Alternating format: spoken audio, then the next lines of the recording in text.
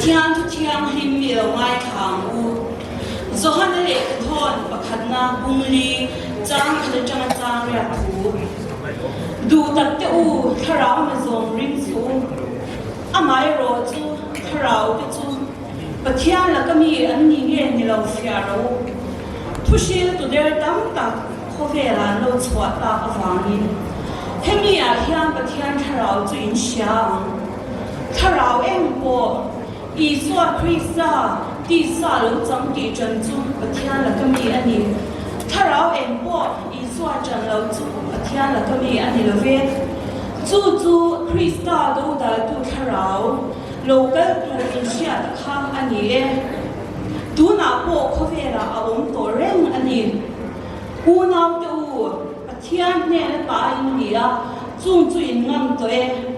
nang ma ni a o ma chu khovela o ma ai chuan a ro pui chaw a fangin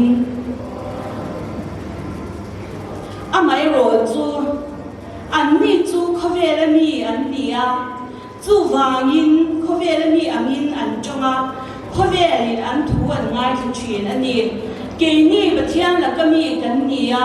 Pathian she tu chuan kan thu a ngai thu china Pathian she lo chuan kan thu a ngai thu chin lo chunga chuan tharau dik tak le tharau dik lo kan sia ani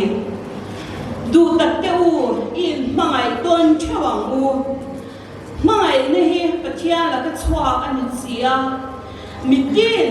mangai na ne piang Pathian shin ani to Pathian an shiboka Pathian chu mangai na ani sia kalome